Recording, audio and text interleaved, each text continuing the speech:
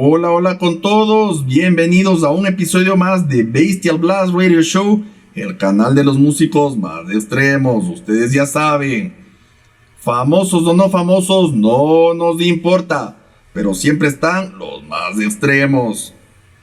Gracias por dar like, gracias por suscribirse y gracias por compartir con sus amigos. Es la mejor forma de que esta comunidad crezca. Y recuerden, es absolutamente gratis. No les cuesta ni un centavo. Y antes de comenzar, permítanme hacer una pequeña propaganda. Se trata de clases particulares online para que puedan aprender idiomas y conversar con metaleros de todo el mundo. Quieren concretar giras, quieren contratar a un manager, quieren concretar un acuerdo con una disquera del extranjero, necesitan saber idiomas y con estos servicios podrán aprender más de uno. Solo tienen que escribir al email que aparece en pantalla, lohkhn@gmail.com, y podrán acceder a toda esta gama de clases particulares, horarios a escoger y siempre con servicio personalizado. Estamos a las órdenes. Ya saben, Bestial Blast Radio Show, el canal de los músicos más extremos. ¿Y qué tenemos ahora? Hoy tenemos un invitado único que ha hecho historia. Un invitado que ha roto las barreras de la extremidad, del extremismo sonoro. Él ha incursionado durante más de 30 años, 32 siquiera, con muchas bandas. Ha tocado de diferentes formas, ha hecho diferentes creaciones, pero principalmente él es un experto en el estilo Gorenoise, que es grind noise con sonido gore, ultra pesado, ultra rápido, ultra salvaje, hiper radical. Es uno de los precursores mundiales del Gorenoise. No se confundan, no es del porno gore tupa tupa, no es del gore grind clásico, no. Es Gorenoise, directo, brutal.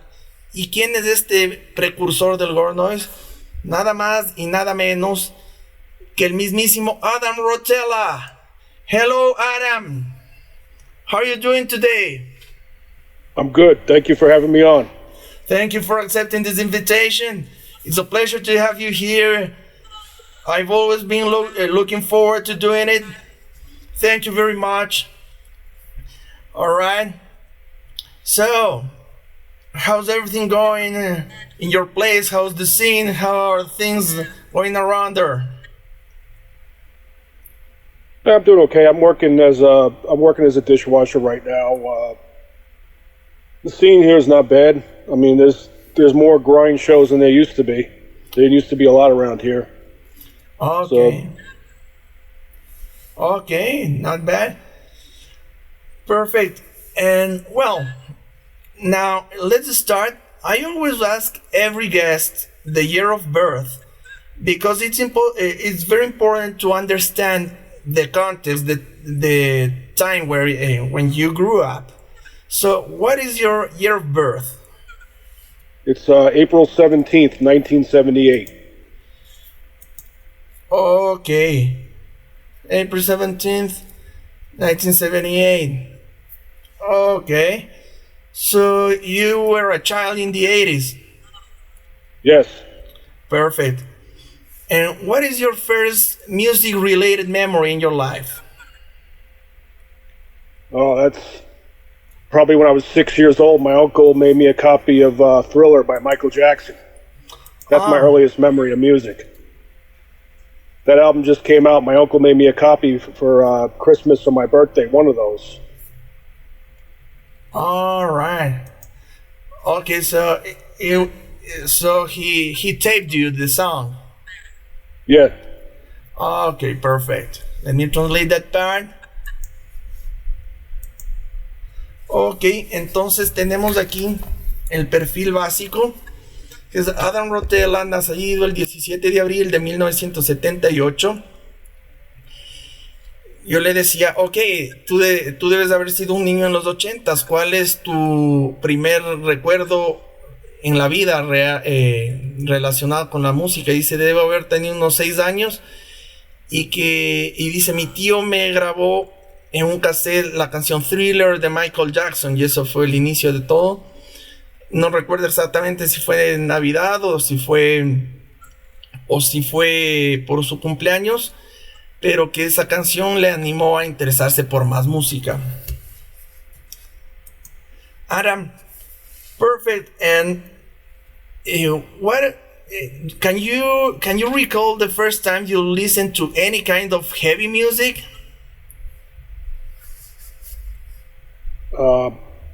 I'm not sure if Guns N' Roses counts. Yes. I was about 10 years old when the first Guns N' Roses album came out. I saw the music video for Welcome to the Jungle on MTV. That was the first band that I heard that had anything close to heavy. All right. And I always ask my guests a second question. The first one is this. What is your first memory about heavy music? And the second is, what is your first memory about extreme brutal music with guttural vocals and blast beats? The first horror movie I saw was Creep Show when I was 6 years old. And I still love that movie. The first thing that was brutal with blast beats was definitely Napalm Death Scum. I heard that in 1991. I would have been about 13 years old. Yeah, definitely Scum. It's still one of my favorite albums. All right. What did you feel when you first listened to that album? What was your feeling? I loved it. Also, I couldn't believe what I was listening to. I never heard anything like it before. Oh, you couldn't believe it. Just how extreme and noisy and blasting, simple riffs. Like I didn't know anything like it existed. I was blown away. I was not expecting that. Oh, all right. You didn't see that one coming. All right. No, because I actually heard Harmony Corruption first. I thought it was going to sound like that. Oh, okay. All right. That took me by surprise. I wasn't expecting, I didn't know what at the time it was grindcore. That was my introduction to grindcore. All right. Oh, so it was a big surprise.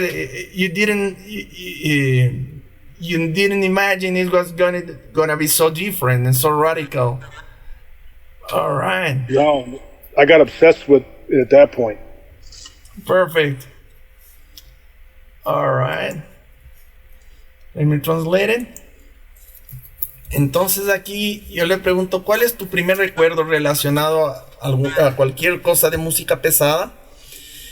Y me dice que cuando tenía 10 años vio en MTV Welcome to the Jungle de Guns N' Roses y que esa fue la primera cosa pesada, heavy que escuchó en la vida.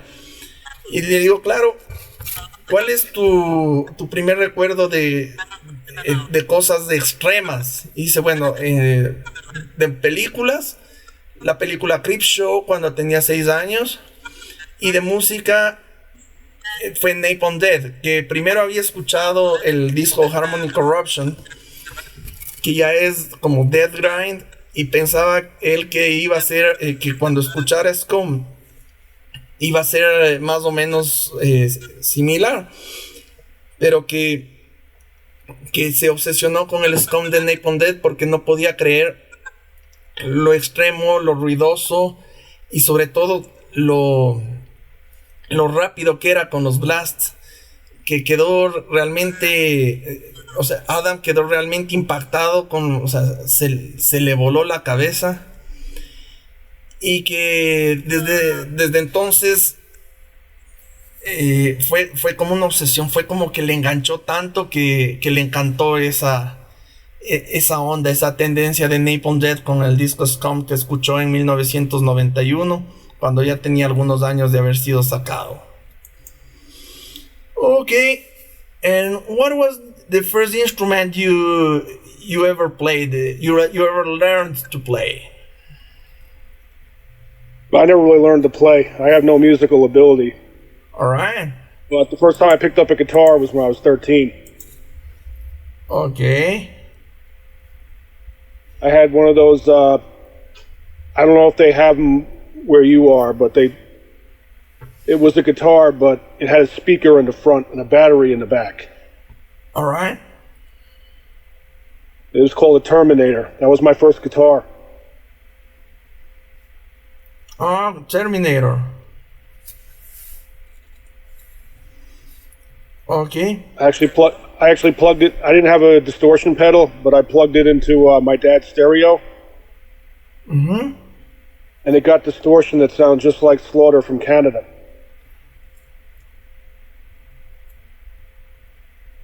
Okay. That was my first time playing guitar. Oh, your first time playing guitar. All right. And yeah, I never learned to play. I'm a noise guy, so. Okay. That sounds like fun. You never learned to play. Okay, so you have always kept yourself as a noise creator, right? Yeah. Okay. I do some grind, but it's improvised. I don't really write riffs. Okay. No riffs, so improvise. Perfect.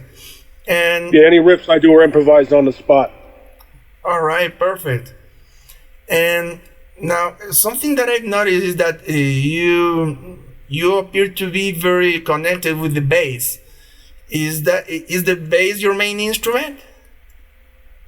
It is now. Well, back in the early days, I always played guitar and bass once in a while. Now it's the other way around. Okay. And when did you decide to form a project, a band? Oh, I was trying to do it since I was a little kid. Like, I remember like banging around on pots and pans and using homemade guitars when I was like 12, 13. Sometimes I would record myself growling over other bands. But my first actual project that I actually released was called Embalmed Alive. Bumped. Okay. And how old were you when you formed Embalmed Alive? I was 15. Okay. All right. So that's a good introduction to your beginnings in music. Perfect. Yep. All right. Ok, entonces, ¿cómo fueron los inicios de Adam después de haber escuchado el Scum de Napalm Death? El primer instrumento de él fue la guitarra cuando tenía 13 años. Dice que él nunca ha desarrollado la habilidad de tocar realmente un instrumento, que él siempre ha sido un creador de ruido, de noise. Y su primera guitarra era una de estas que tenían ya un parlantito incluido delante y con una batería por detrás. Les decían las Terminator. Y que empezó a sentir algo de distorsión cuando conectó la guitarra al equipo estéreo del papá, en donde moviendo los controles podía lograr algo de distorsión. Y su inspiración era la banda Slaughter de Canadá. Dice que siempre ha sido muy radical, que no toca riffs, que siempre improvisa los sonidos, siempre improvisa las líneas de guitarra o de bajo.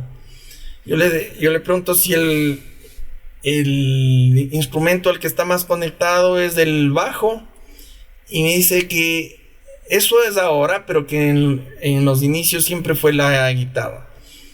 al inicio, cuando era muchacho, hacía ruido con cualquier cosa que encontraba en la casa. A veces se grababa él mismo haciendo growls, haciendo voces guturales por encima de alguna banda que él estaba escuchando. Y el primer proyecto de él se llamó Banda Live cuando tenía 15 años. Okay, Anna. So, the approach with your personal story is gonna be a little bit different than with other guests, because I usually analyze chronologically every single release they have made, because usually there are not so many. But in your case, you have many projects with many releases for each.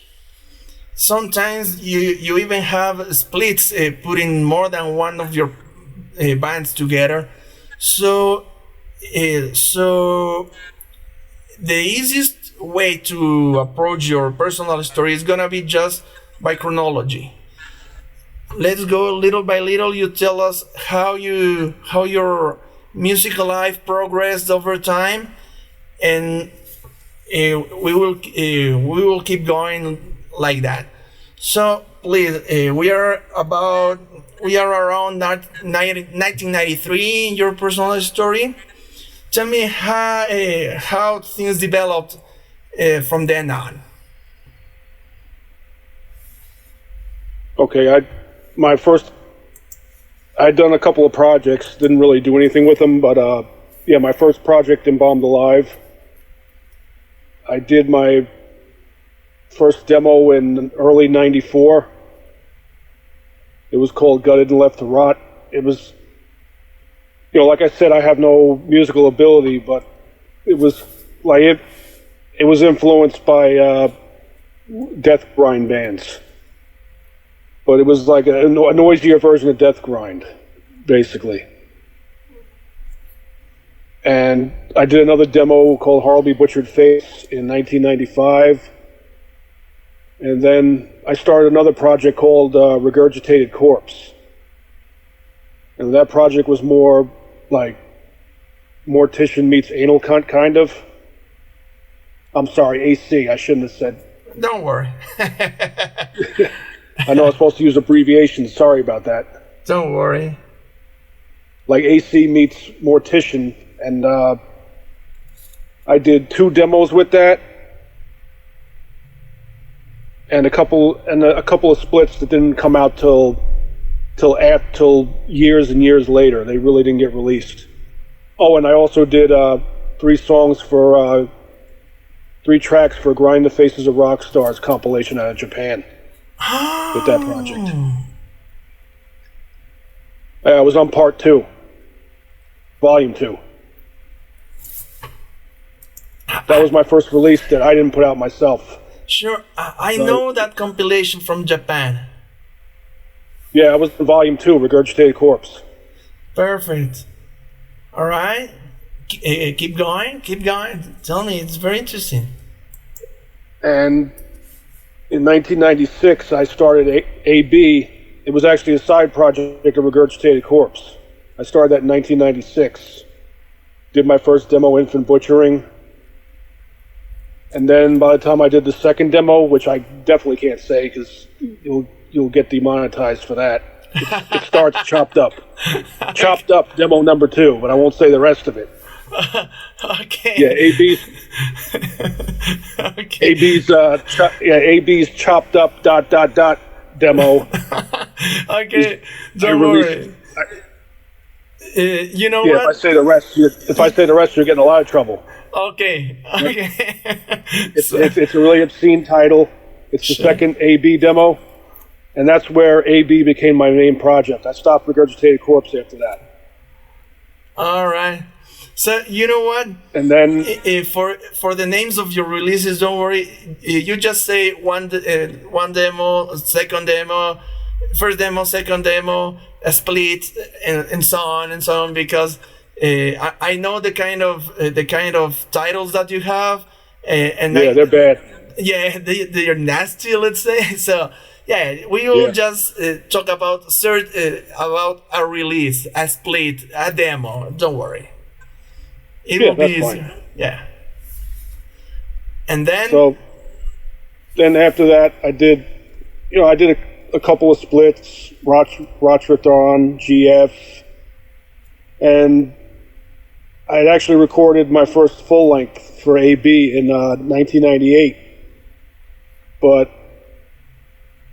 as my drinking got more out of control, for some reason I kept re-recording the vocals over and over again. I don't know why, but that I kept doing that until 2001. So then Mangled Maggot Stew out of the Netherlands released my first album.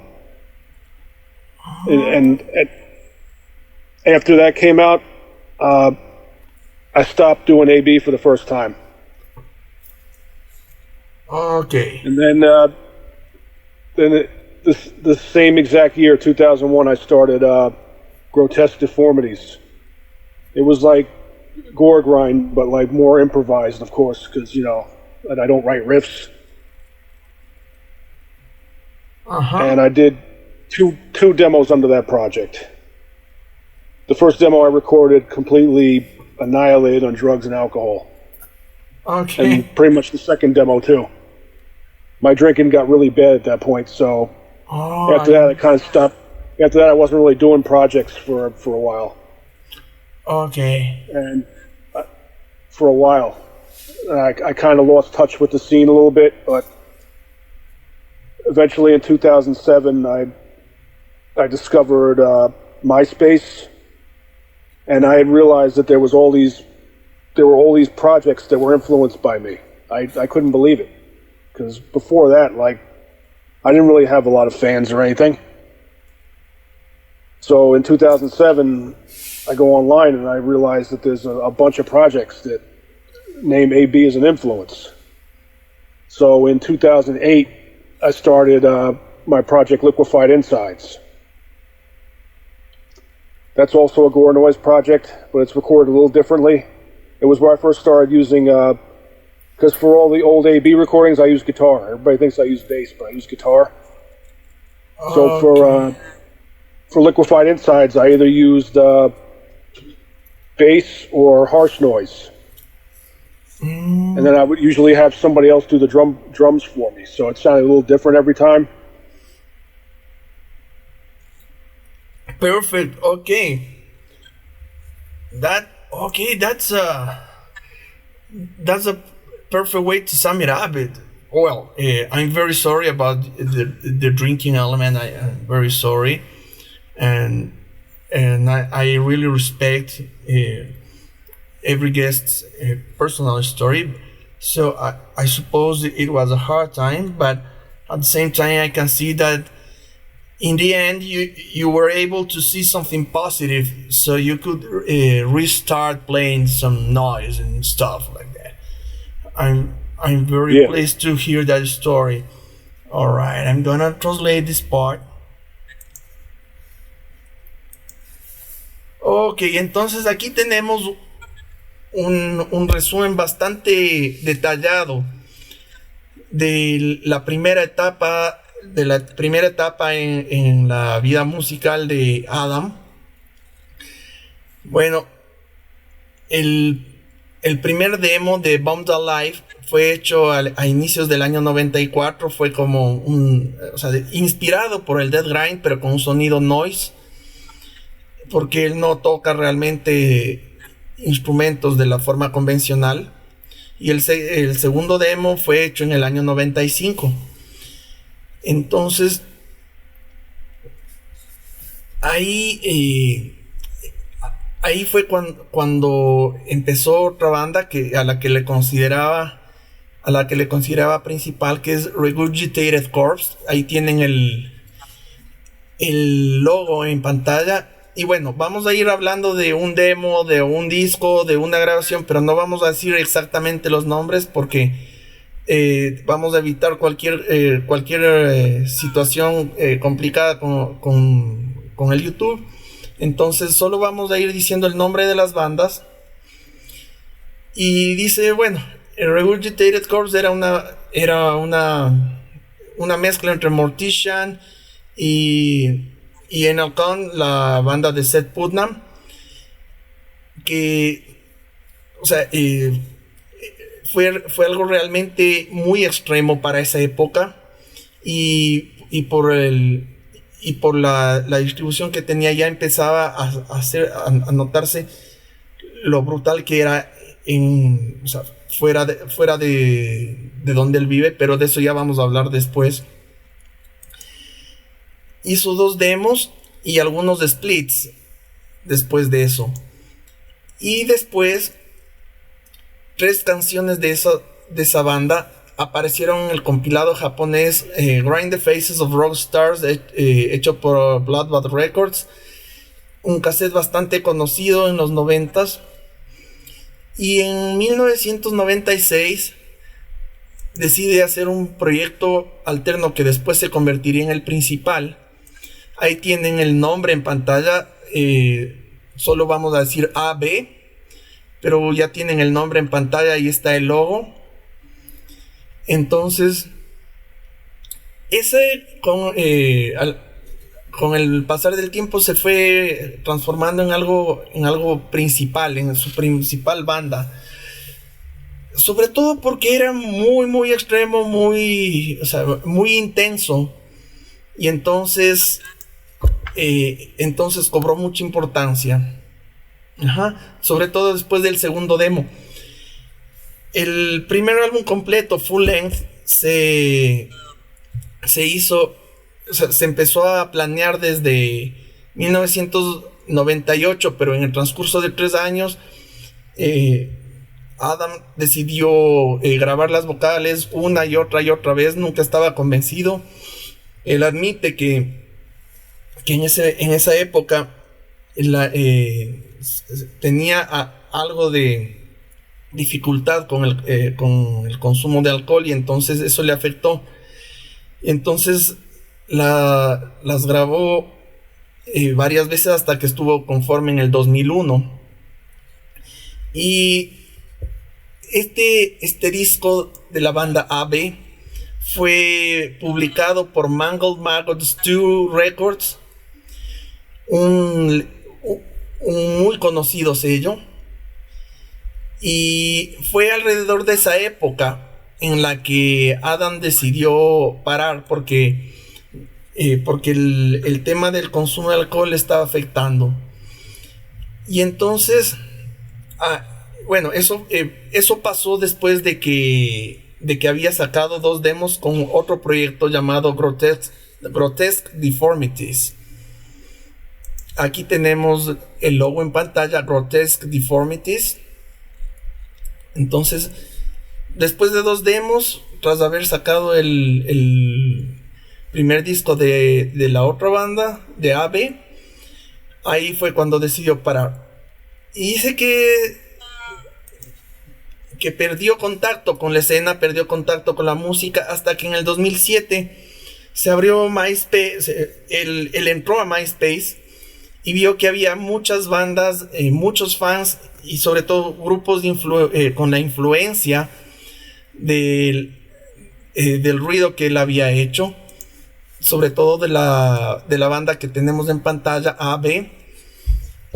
Entonces ahí fue cuando decidió volver a crear ruido, volver a crear grabaciones, porque esta banda fue importante para mucha gente, mucha gente. Ok. Y alrededor del 2008 fue cuando creó la banda Liquefied Insides, como decir, órganos hecho líquido. Liquefied Insides. Y fue ahí cuando decidió dedicarse más al bajo distorsionado, combinando con elementos de harsh noise y diferentes bateristas que iban pasando. Fue entonces cuando ocurrió eso, porque hasta entonces en sus bandas anteriores, sobre todo en AB, había tocado la guitarra. Okay. Adam, I have an anecdote from the year 2005 or 6. Around that time, I was searching for the most extreme gore grind band in the world. I was using the internet and asking questions, sending emails, reading reviews, reading interviews on the internet, and I was like trying to dig deep, very deep, to find the most radical and extreme gore grind creation ever. And around that time, I found the name of AB on the internet, and there was no email, just a post address and a description of how extreme it was. And I decided to send you a letter. And at that time, I used to live in Quito, the capital of Ecuador, because I was studying at university. And every package that I received was delivered at a relative's shop right around the corner, because there was always gonna be someone to receive it. Luckily, I didn't write the name of your band. I only wrote AB Adam Rotella. And sometime later, the post office brought it back because it was a wrong address. It was an outdated address. It didn't work, so I wasn't able to contact you at that time. But luckily, I didn't write the band's name. And when my aunt called me, Pablo, there's a rebounded package for you. I took it and I saw it and I said, shh. The band's name was not on it because my aunt didn't see it. But I was trying to contact you from that time. Oh, I was moving. I moved around a lot at that point. Sure, I suppose. I did a lot of stays, and it was that's when my drinking got really bad. So I was moving from address to address, rehab, this place, that place. Sure. Of course. But the another thing is that there were people on the internet talking about you and your noise and saying how extreme you were. And that's very important, I think, because people were aware of how shocking your music was. And I've always been interested in finding your creations. At that time, there was no footage, there were no recordings on YouTube, so it was very hard to take a listen to it. But eventually, with the years, I was able to. Yeah, with that project, I just made it as extreme and blasting as I possibly could. Yeah, that's awesome. Okay, and one thing that I've noticed is that you have many splits, but one split that caught my attention was a split with the band Biocysts from the Netherlands, because that's the project of Mark Palmen from Losses of Humanity, another Gorenoise pioneer, but in Europe. So I think it's very, very cool to have the two bands on the same tape. Do you recall? Yeah, that's the. Tell me. Yeah, that's the four-way split. It Sure. was AB, Biocyst, Vomitoma, and Internally Mutilated. Sure.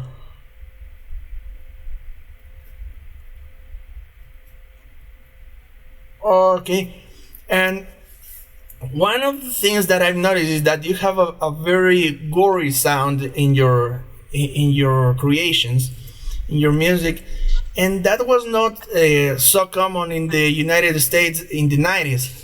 It was more European styled, so it makes you more unique because you were like a pioneer in on this side of the Atlantic. Did you meet any other gore grinders, gore noisers in the United States around your same time? Oh, not that many. A couple. I remember writing to Kyle from Dysmenorrheic Hemorrhage. Sure. That was more towards the end of the 90s. But yeah, I got in touch with him. Yeah, there wasn't that many. It's not like now. There's a lot of people now, but back then there weren't many people into it, especially around here. Sure. Okay. Oh, so you were in contact with the guy from Dysmenorrheic Hemorrhage. That's cool. Yeah, that was definitely a great project. We ended up on Split together too. Split together. I didn't know that. Maybe I overlooked. That was a three-way with, it was AB, Dysmenorrheic Hemorrhage, and Kevin Avanachko. Ok. Aquí yo le contaba a Adam una anécdota que tenía, y es que alrededor de los años 2005-2006, cuando me fui a vivir en Quito por la universidad, yo veía en el internet, veía reseñas de entrevistas de gente que decía que la banda AB, la que tienen en pantalla, era legendaria. Y que, porque yo andaba buscando la banda más salvaje, la más extrema de gore grind que podía haber en el mundo. Y según las reseñas, esta banda era una de las candidatas a ese título. Entonces lo que pasó ahí fue que no encontraba ningún email. Sabía que Adam estaba desconectado de la música. Solo encontré una dirección postal vieja y escribí a ver qué pasaba. Y por suerte no escribí el nombre de la banda, sino que solo puse AB y abajo Adam Rotella, ¿no? Junto con la dirección. Todos los paquetes que yo recibía en ese entonces se entregaban en el local comercial de una tía de mi papá en Quito, que tenía un local comercial donde me recibían todo, siempre había quien reciba, todo era chévere. Y resulta que un tiempo después ese paquete rebotó. Cuando vi qué paquete era y que por suerte no había escrito el nombre de la banda, era como que me salvé, porque habría sido un escándalo que esté eso a ojos de esta tía, ¿no? Entonces esa es la anécdota. Pero ya regresando a la banda, fue muy importante porque fueron precursores del gore noise en Estados Unidos. Y yo le decía cómo eran las cosas. Le estaba preguntando a Adam cómo eran las cosas, porque el sonido gore grind, gore noise, era muy poco común en Estados Unidos en los años 90. Eso era algo bastante europeo e incluso un poco brasilero, pero sobre todo venía de Europa. Y entonces no era común tener en los Estados Unidos, ahí en Norteamérica, bandas de este estilo. Y le preguntaba a quién más conocía y dice, bueno, no a muchos. Estaba Kyle de la banda Dysmenorrheic Hemorrhage, una banda legendaria. Incluso hicieron un three-way en donde las dos bandas están juntas. Y eso es muy importante recalcar, porque muchas veces pensamos que en Estados Unidos siempre hay todo para todos en gran cantidad. Pero en realidad el sonido gore grind era muy raro de encontrar en ese país en esa época. Y ese es uno de los méritos de Adam, que tuvo, que se convirtió en uno de los precursores, ¿no? Como ya decíamos antes, del rato que apareció el MySpace, él se dio cuenta de cuántos fans tenía, de la cantidad de bandas que habían sido influidas por su ruido o música. Y entonces eso fue importante. Y ese es el peso que Adam Rotella tiene en la historia de este estilo. Alright, Adam. So it was a magnificent way for you to come back to the noise scene when you found out this whole thing about MySpace, how many fans you had around the world, how important your noise and music were, and you started playing again. So what happened next? Let me see. After I started Liquefied Insides, I did a demo and 2 splits. But then after that, my drinking problem got out of hand again. Then, once I finally got sober, in 2010, then I started doing Liquefied Insides again, and I even started doing a couple of side bands. I did a band called Mountain of Filth with my best friend on drums, and I did a hardcore band with my brother, my cousin, and a friend of mine called Worse Than Ever. And those were all I started like when I first got sober, and I brought Liquefied Insides back. So I started doing stuff again, which was good, and trying to get anything else new happened after that. Yeah, I've pretty much I've been doing Liquefied Insides since 2008, and I did end up bringing AB back in 2014 to 2016, because I was supposed to do a split with Tu Minuta Dreka. He kept asking me, and I kept telling him no, but eventually I said, why not? I'll do a new recording. So that led to more recordings. So I did a bunch of recordings from 2014 to 2016. Then I stopped doing AB again. And then in 2022, my friend John asked me if AB could headline his new grind festival called Barely Breathing. So the first time I played live with AB, I had my best friend Will on bass, and I did drum machine and vocals.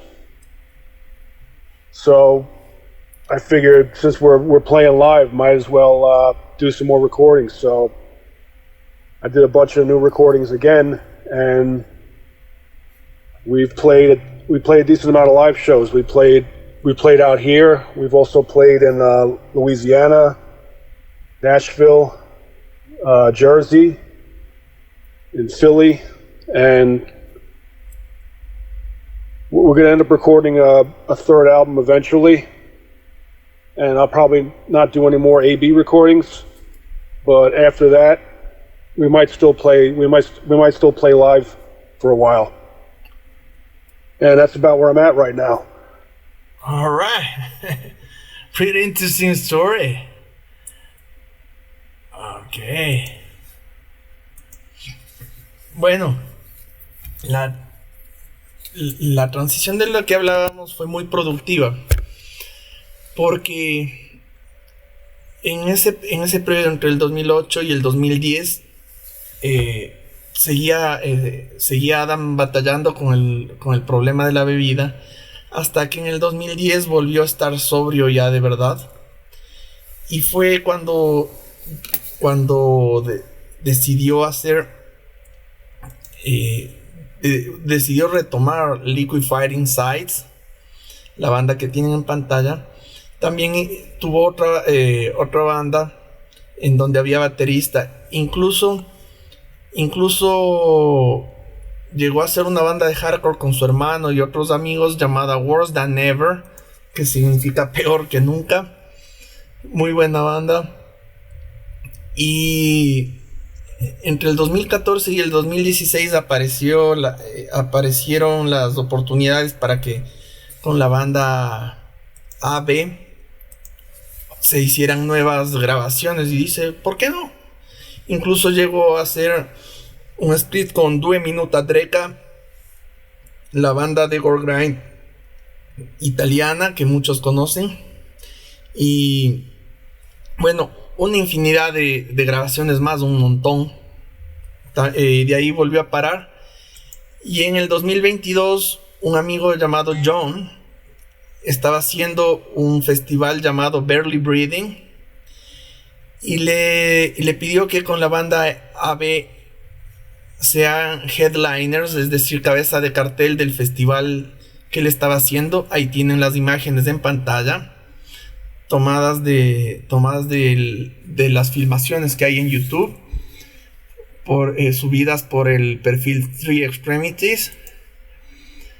Entonces, en esa ocasión, en el 2022, tocó con su mejor amigo Will, que se hizo cargo del bajo, y Adam se hizo cargo del drum machine y de las voces. De lo que he podido ver de esa filmación, es una cosa brutal. O sea, si quieren sonidos radicales, sonidos extremos, sonidos salvajes, esta es la banda. Es una salvajada de banda la que está ahí. Y se pusieron a hacer nuevas grabaciones y a dar nuevos shows. Tocaron en Nueva York, en Luisiana, Nashville, en Jersey. Y bueno, en algunos lugares de los Estados Unidos fueron bastante solicitados. Por el momento no están haciendo ya nuevas grabaciones. Quién sabe si vuelvan a hacerlas, pero por el momento no están haciendo. Pero sí están tocando en vivo. Y básicamente ha sido esa la trayectoria de la legendaria banda AB, que es la principal de Adam Rotella. Pero tiene muchas otras bandas más de las que vamos a hablar a continuación. Okay, Adam, we have covered the story of your main bands, but you have a bunch of projects, and some of them are different. For example, what I was able to check out is that this band, low budget splatter gore, has a lot of D-beat. It has real drums, and it's something very unusual because it has bass only. So, what can you tell me about that band, and also about this other one? Worm Clogged Blisters, which is very which is more abstract, you know. I can see that you have a diversity of sounds. You don't always play the same. So what can you tell me about those other projects? For low budget splatter gore, I started that in 2016. It was a one-man project. It was influenced by Discord's Fetus. Like the sound, basically, that drum and bass you were talking about. And a couple years ago, I got my friend Travis. He does all the D-beat drums. It's basically, I mean, we change it up once in a while, but it's mostly just D-beat, low-tune bass, and growls. And each release talks about a different low-budget, gory horror movie. And Worm Clogged Blisters, I also started in 2012 as a one-man project. And it's basically harsh noise with gory vocals. And not too long ago, I got my friend Brian, who does the harsh noise project, Viodry. I got him to do the noise. So Worm Clogged Blisters now is my friend Brian on noise and me on vocals. And yeah, even though, I do mostly noise stuff, I try to keep each project sounding a little different. It would be tedious if everything sounded exactly the same, so I try to at least be a little bit different. Ok, entonces aquí hemos cubierto la historia de su banda principal, pero le estaba preguntando por más bandas, porque por ejemplo hay la banda que tenemos en pantalla, Splatter Gore, déjenme ver.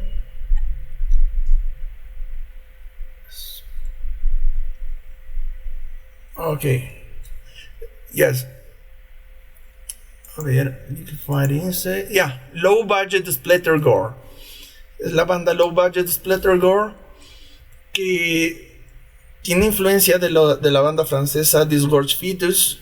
Al inicio era de un solo hombre, Adam con Drum Machine, pero después se unieron un amigo a las voces y el amigo Travis a la batería, y tocan más una especie como de D-beat gore grind, pero solo con bajo. Es bastante única y los temas son relacionados con películas gore de horror y cosas por el estilo. Y también tiene otra banda llamada Worm Clogged Blisters,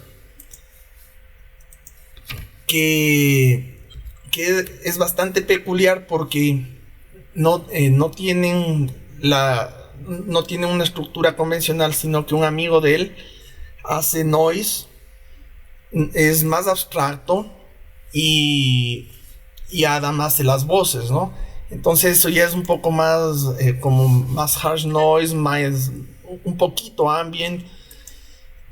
Y eso, y claro, las palabras de Adam son que, bueno, aquí cada proyecto tiene su personalidad diferente, porque no tendría sentido hacer que cada proyecto suene igual al anterior. Entonces hay esas peculiaridades. Alright, Adam. Well, I have asked you about the things that I've been able to check out a little bit in detail. So, from all the other projects, which other project could you tell me more about? Which one do you consider very peculiar for the people to listen? I have a harsh noise project called Maggot Mulch. It's harsh noise for the most part, but for every release I try to make it sound a little different. Like one release will be harsh noise wall, another release will be just regular harsh noise or power electronics for one, so I try to make it a little different each release. Okay. I haven't been doing that one too long. I've only been doing it about a year or two. Oh, you haven't been doing it for a year or two. And what else? I also have a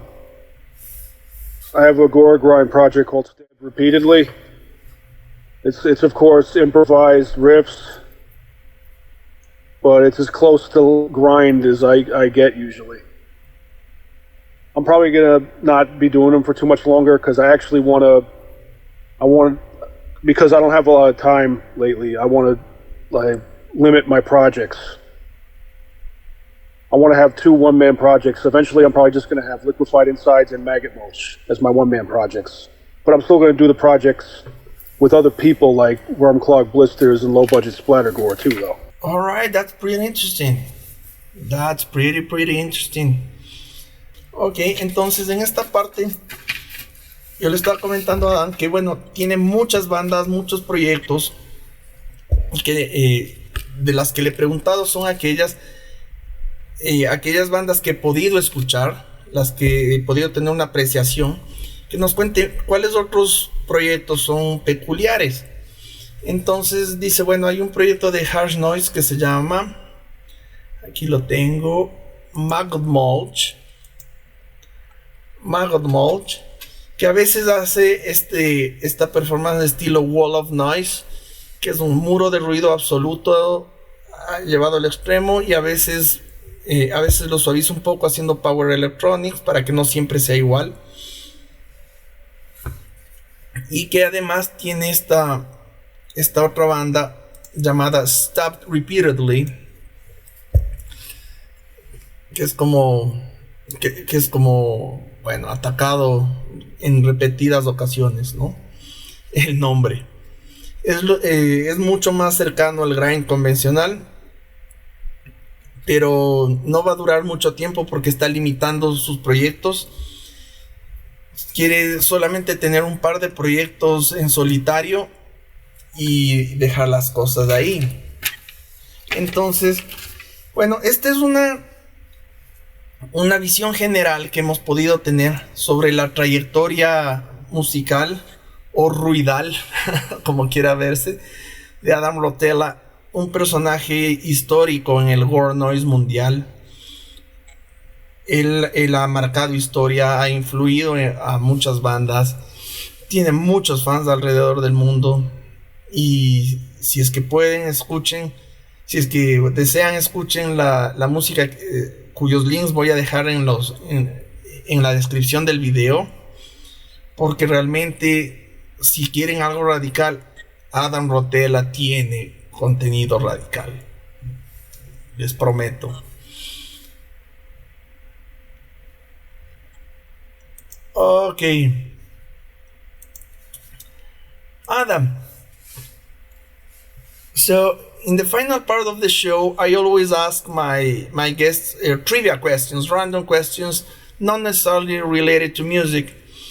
And one of the things that I want to ask you about is your geographical position, because I was checking the map, and I was seeing that your city, not only is it on the same state as New York, but it's also on the same island.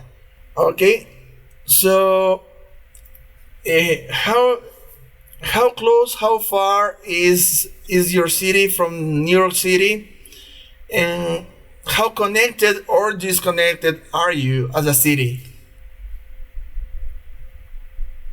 Yeah, I'm on Long Island. I'd say the city's about maybe 50 miles away from me. We live in I live on Long Island. That's off the coast of it, but I'm more to the east. Mm-hmm. Okay, and how connected or disconnected are you from New York City? I'd say I'm about 50 miles away, and more to the east. Mm-hmm. Okay, and the city, I don't really go there that much. I pretty much stay where I'm at. I go there once in a while, but not too often. I don't like crowds. Okay, no crowds. Perfect. It's real crowded in the city. It's crowded here too, but more in the city. Okay, so and are there any special concerts, special shows? I mean, here is pretty crowded, but not compared to there. Of course, but is there a big variety of concerts or shows in your city, in Holbrook? So you don't need to go to New York City to see concerts? No, not really. I'll go if something really good, but I don't really have to go there. Mm-hmm. We have not in my town, but it's not that far away. We have the Barely Breathing that I told you that AB played. I played the Barely Breathing Fest every year as a different project each time since 2022. The first year I played as AB, then Liquefied Insides, then Low Budget Splatter Gore. And I mentioned Liquefied Insides, right? Yeah, I played as Liquefied Insides. Yeah. So the next Barely Breathing, I gotta figure out what project I want to play. Because they don't like the same project twice. So every time I play under a different name. Oh, perfect. All right. Okay, let me translate this part. Bueno, ya llegando a la parte final de este episodio, le estaba preguntando sobre la ubicación geográfica, que es bastante peculiar. Está en la misma isla que la ciudad de Nueva York, Long Island. La ciudad de Holbrook no solo está en el estado de Nueva York, sino que está en la misma isla que la ciudad de Nueva York. Y le preguntaba cómo es la relación entre las dos ciudades, qué tan conectados o desconectados están. Dice, bueno, ambas ciudades se encuentran dentro de Long Island, y están como a 50 millas una de la otra, es decir, unos 80 kilómetros de distancia. Holbrook está más hacia el este que Nueva York, pero casi nunca va a Nueva York porque es una ciudad demasiado atestada de gente que a él le gusta quedarse en casa o quedarse en su ciudad, que sí, también hay bastante gente ahí, pero no nada que ver comparado con Nueva York. A él no le gustan los aglutinamientos de gente. Y él no necesita ir, no es que necesite ir a Nueva York por cualquier cosa. Y le preguntaba si es que la cantidad de conciertos que hay en su ciudad es suficiente como para no necesitar ir a todos los conciertos que hay en Nueva York. Y dice, sí, o sea, hay conciertos, de vez en cuando puede ir a ver alguno importante ahí, pero principalmente se queda en casa. Un ejemplo de eso es el festival del que ya hablamos, del Barely Breathing Festival, que tenemos en pantalla, que en el 2022 tocó con la banda AB, como podemos ver en pantalla, y que es un festival que se realiza cada año. Y dice que cada año él toca ahí con un proyecto diferente. Siempre se presenta bajo otro nombre, pero que ya le conocen, que él es muy querido en ese lugar y que sí, siempre existe. Entonces que la próxima vez, el próximo año, ya va a ver bajo qué proyecto se presenta, pero que siempre está ahí presente, ¿no?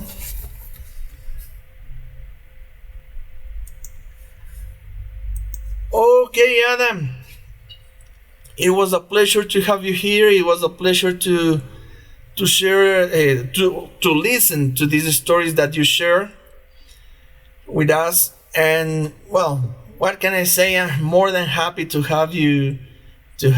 And I want to regard you as an important figure in the history of Gorenoise worldwide, because many people have taken your influence and they've been inspired to create more brutal music, and that's a very important thing.